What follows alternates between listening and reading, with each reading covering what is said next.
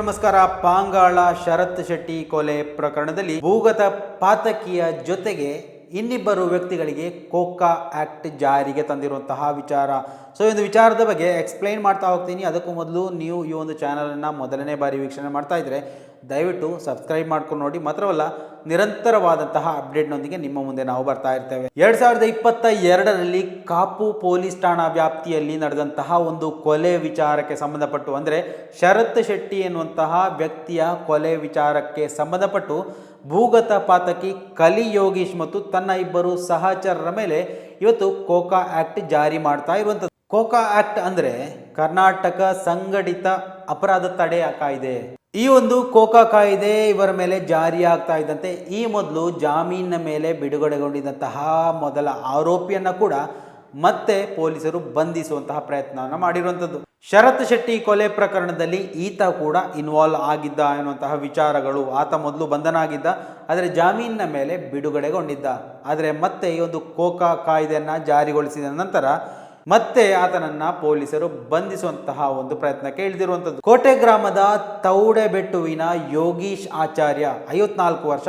ಈತ ಕೂಡ ಕಲಿ ಯೋಗೀಶ್ ಜೊತೆಗೆ ಸಹಚರನಾಗಿದ್ದ. ಆದರೆ ಇವಾಗ ಸದ್ಯ ಭೂಗತ ಪಾತಕಿ ಕಲಿ ಯೋಗೀಶ್ ವಿದೇಶದಲ್ಲಿ ತಲೆಮರೆಸಿಕೊಂಡಿದ್ದಾನೆ ಅನ್ನುವಂತಹ ವಿಚಾರ ಕೂಡ ಬೆಳಕಿಗೆ ಬರ್ತಾ ಇರುವಂಥದ್ದು. ಇನ್ನು ಈ ಒಂದು ಸತೀಶ್ ಶೆಟ್ಟಿ ಕೊಲೆ ಪ್ರಕರಣ ಯಾಕಾಯಿತು, ಏನು ಎತ್ತ ಅನ್ನೋದರ ಬಗ್ಗೆ ಕಂಪ್ಲೀಟ್ ಡೀಟೇಲ್ಸ್ ಅನ್ನು ತಿಳಿಯುವಂತಹ ಒಂದು ಪ್ರಯತ್ನವನ್ನು ಮಾಡೋಣ.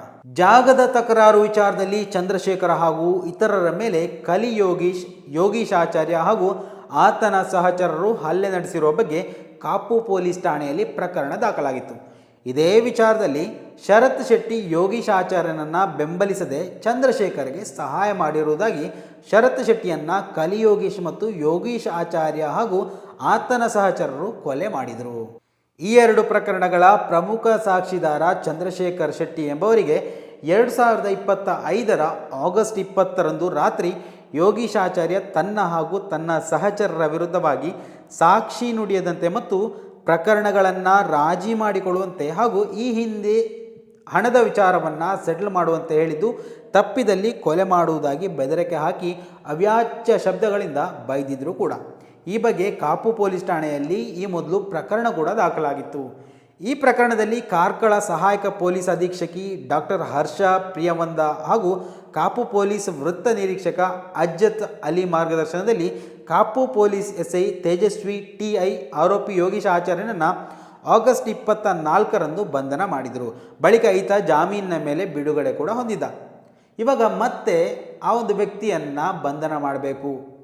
ಆರೋಪಿಗಳಾದ ಯೋಗೀಶ್ ಆಚಾರ್ಯ ಮತ್ತು ಹಾಗೂ ಕಲಿ ಯೋಗೀಶ್ ವಿರುದ್ಧ ಕೋಕಾ ಕಾಯ್ದೆಯಡಿ ಪ್ರಕರಣ ದಾಖಲಾಗಿದ್ದು, ಈ ಬಗ್ಗೆ ತನಿಖೆ ನಡೆಸಿದ ಕಾರ್ಕಳ ಎಎಸ್ಪಿ ಡಾಕ್ಟರ್ ಹರ್ಷ ಪ್ರಿಯವಂದ ಆರೋಪಿ ಯೋಗೀಶ್ ಆಚಾರ್ಯನನ್ನು ಮತ್ತೆ ಬಂಧಿಸಿದ್ದಾರೆ. ಬಳಿಕ ಆತನನ್ನು ಮೈಸೂರಿನ ಪ್ರಿನ್ಸಿಪಲ್ ಜಿಲ್ಲಾ ಮತ್ತು ಸೆಷನ್ಸ್ ಜಡ್ಜ್ ಮತ್ತು ವಿಶೇಷ ಕೋಕಾ ನ್ಯಾಯಾಲಯಕ್ಕೆ ಹಾಜರುಪಡಿಸಿದ್ದು, ನ್ಯಾಯಾಲಯವು ಆತನನ್ನು ನ್ಯಾಯಾಂಗ ಬಂಧನಕ್ಕೆ ಒಪ್ಪಿಸಿದೆ. ವಿದೇಶದಲ್ಲಿ ತಲೆಮರೆಸಿಕೊಂಡಿರುವ ಇನ್ನೋರ್ವ ಆರೋಪಿ ಕಲಿ ಯೋಗೇಶ್ ವಿರುದ್ಧ ಕ್ರಮಕ್ಕೆ ಪೊಲೀಸರು ಮುಂದಾಗಿರುವಂಥದ್ದು.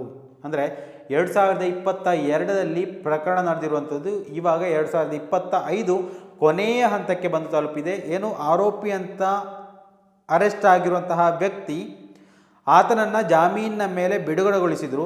ಆದರೆ ಇನ್ನೋರ್ವ ಪ್ರಮುಖ ಭೂಗತ ಪಾತಕಿ ಕಲಿ ಯೋಗೀಶ್ನ ಕಣ್ಮರೆ ಆತ ತಲೆಮರೆಸಿಕೊಂಡಿರುವಂತಹ ವಿಚಾರದಲ್ಲಿ ಈ ಒಂದು ಕಾಯ್ದೆಯನ್ನು ಜಾರಿಗೆ ಮಾಡಿರುವಂಥದ್ದು. ಸೊ ಇದೇ ಒಂದು ಆದೇಶದ ಬೆನ್ನಲ್ಲೇ ಮೊದಲು ಜಾಮೀನು ಪಡೆದುಕೊಂಡಿದ್ದಂತಹ ಆತನ ಸಹಚರ, ಈ ಒಂದು ಭೂಗತ ಪಾತಕಿ ಕಲಿ ಯೋಗೀಶ್ ಏನಿದ್ದಾನೆ ಆತನ ಸಹಚರನನ್ನು ಮತ್ತೆ ಪೊಲೀಸರು ಬಂಧನ ಮಾಡಿರುವಂಥದ್ದು. ಮಾತ್ರವಲ್ಲ, ನ್ಯಾಯಾಲಯ ಆತನಿಗೆ ನ್ಯಾಯಾಂಗ ಬಂಧನ ಕೂಡ ವಿಧಿಸಿರುವಂಥದ್ದು.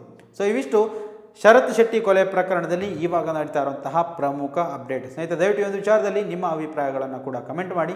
ಮುಂದಿನ ಮಾಹಿತಿಯೊಂದಿಗೆ ಮತ್ತೆ ಭೇಟಿಯಾಗೋಣ. ಅಲ್ಲಿವರೆಗೂ ನಮಸ್ಕಾರ.